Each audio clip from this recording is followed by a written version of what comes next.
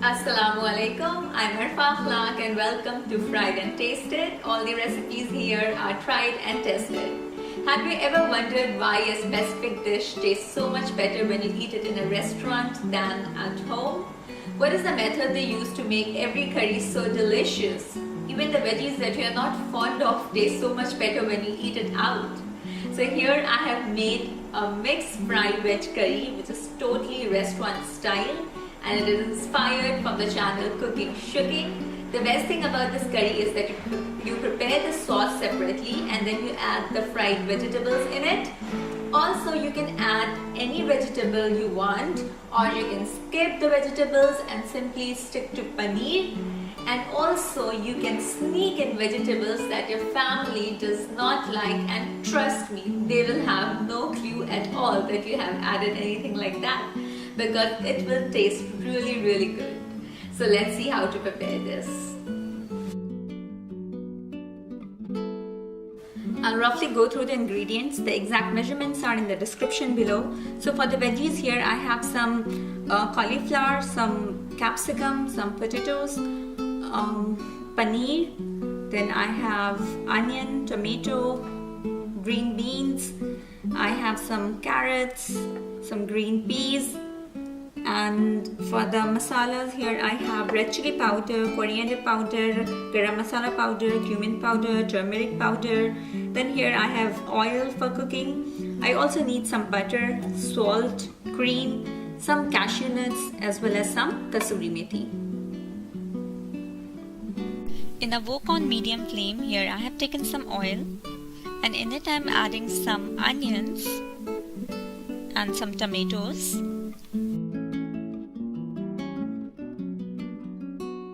And now I'm adding some cashews, and I will let this mixture cook for around 5 to 6 minutes until everything is well cooked.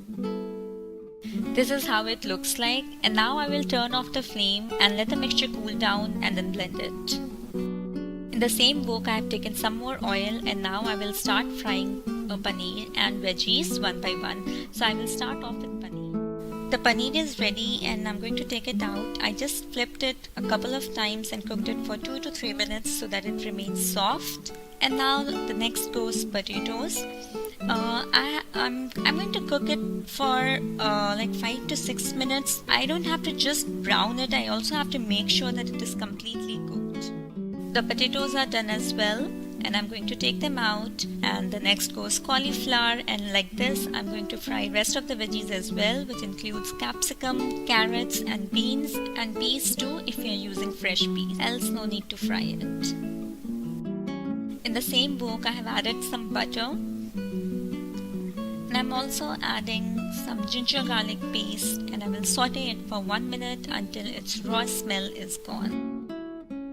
And here comes the onion, tomatoes and cashews paste in the wok as well. Add some water if needed to rinse the blender jar, and then now I'm adding some salt according to taste. Time to add some spice powders. I will start with red chili powder and coriander powder. Next goes cumin powder, along with turmeric powder. Stir everything and let this mixture cook on low to medium flame with lid closed for around 20 minutes until all the moisture evaporates. A layer of oil has formed on the top and the sauce has become almost dry. This step is very crucial to make almost every gravy delicious. And now here I'm adding all the sauteed veggies in it. Add some water according to the desired consistency. If you want it thick, add less. If you want thin, add more. And here I'm adding finally some garam masala powder. And now I'm adding some fresh cream in it. You can also use the homemade cream. And some kasuri methi that I'm crushing between my palms. Mix everything, and once again for the last time cover and cook for 5 minutes more so that the veggies absorb all the flavor. And it's ready. Look at the beautiful color of this curry. Just serve it with roti, paratha, naan, pulao, whatever you feel like.